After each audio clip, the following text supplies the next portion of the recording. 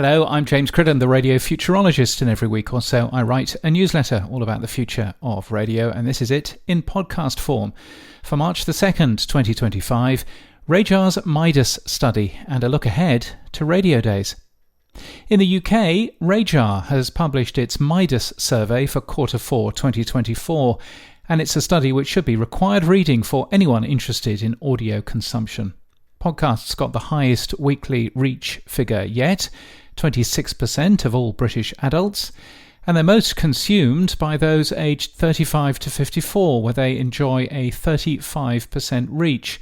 However, podcasts still only account for 9% of total time spent listening to audio, including catch-up radio. Live radio still is listened to more than 7 times longer. And time spent listening to podcasts is very interesting to me, and I can't really see how that's doing from this data. Yes, podcasts have increased in share of total time spent listening, but so has the reach of podcasts, so I can't quite see if people are listening longer. RAJAR does say, though, that the total number of weekly hours listening to audio has increased by 16% since winter 2019. The 15-plus UK population has increased too, but only by 10.4% incidentally, so it is a real increase.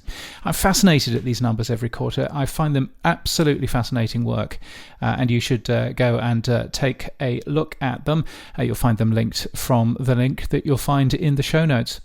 Talking about being fascinated by numbers, the Infinite Dial 2025 from Edison Research is being revealed in a webinar on March the 20th, which contains even more helpful and useful numbers from the US market, and I will definitely be watching this year.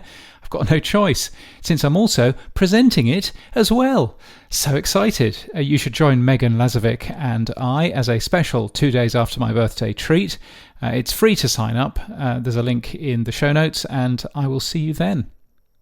Now, I'm really looking forward to Radio Days Europe next week. Some times for your diary are Monday, 4:05 p.m. to 4:45 p.m. in track 3, the audio landscape of the future. It says here, what are the big trends in audio consumption right now? How is audio production changing? How is it being monetized? What does it mean for radio and for podcasting?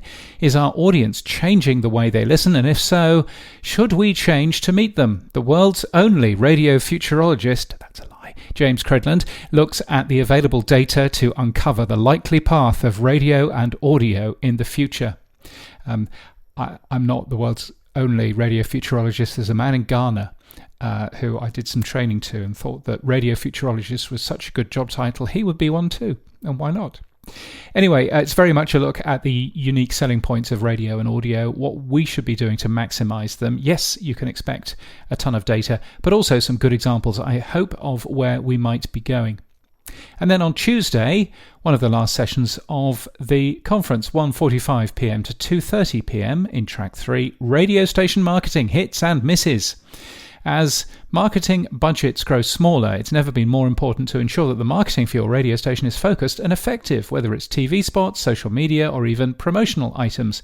In this session, the radio futurologist James Cridland, that's me, who was formerly an advertising copywriter, shares some of his favourite radio station marketing with the international audio consultant Francis Curry and executive creative director at McCann, Aleka Papadia, discover the hits and the misses from the point of view of an award-winning creative and a successful radio programmer, and gain new insights into how to grow your audience.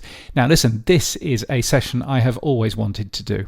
I'm super looking forward to it after finally convincing the folks at Radio Days to do it, one of whom listens to this podcast. So I always have to be careful what I say. It says that I'm showing off some of my favourite marketing. Now, favourites doesn't always mean that they're any good. And I've got one shocker of a waste of money, which I'm looking forward to showing off. Let's hope that nobody responsible for it is in the room, because otherwise that'll be embarrassing, won't it? Obviously, I've written both of those presentations by now. And I have absolutely no stress whatsoever over the next week or so. But super looking forward to that. If you are going to Radio Days Europe, please drop me an email. It would be wonderful to catch up. james@cridland.net is my email address, or james@crid.land. And that would be fantastic. Elsewhere, other news, Global's CEO Stephen Myron is stepping back from his role this month after 16 years in charge. The media leader interviewed him at the end of last year, and their podcast is worth a listen. Global is an awe-inspiring company with a lot to teach the rest of the media.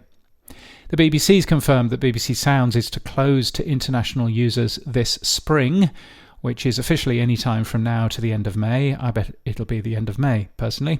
Anyway, they say UK users who go on holiday outside the UK for a short period of time will still be able to use the BBC Sounds app abroad, which is intriguing, which suggests that all BBC domestic radio will no longer be available to international listeners, except BBC Radio 4 and BBC World Service, both of which exist on the new BBC Audio International product.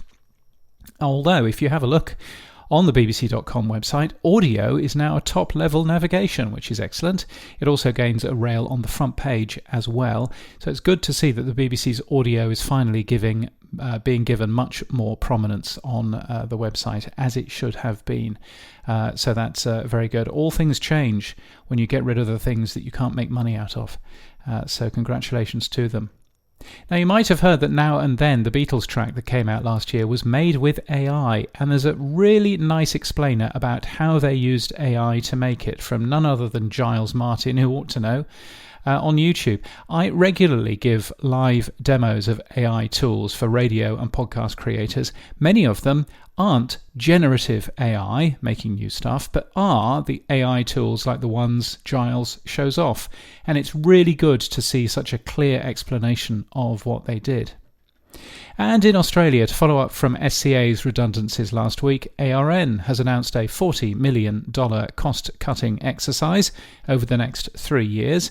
Its Australian radio business was flat last year. The company also owns an out-of-home advertising company in Hong Kong, which has done really well.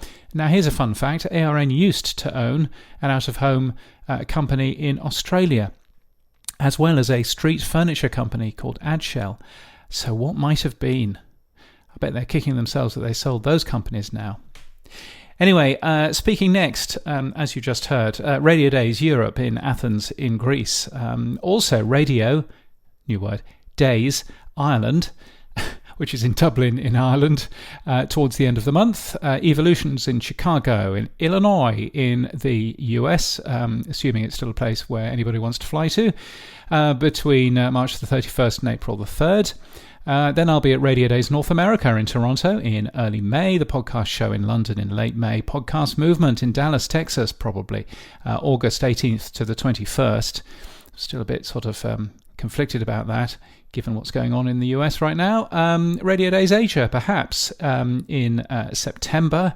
We're still waiting for news on how Radiodays Asia pans out this year, but it should be good however it pans out. I'm going to Pennine Radio's 50th and final birthday,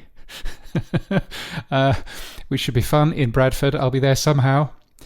Should probably book my hotel room for that. Let's hope that they haven't sold out. And Pod Summit YYC in Calgary in Canada, September 19th to the 20th. That should be good fun too. So looking forward to all of those. Thank you to everybody who is a supporter. Buymeacoffee.com/James Cridland is the place to go. If you regularly give me coffee, then you should perhaps consider joining as a member and just automatically regularly giving coffee. That would be good. But anyway, you can do that. You can also follow me on Blue Sky at james.crid.land or at Mastodon, where I'm most active, at james@bne.social. Is where I am. My website's more detail about who I am or what I do and if I can help you. james.crid.land is the website address. And until next time, keep listening.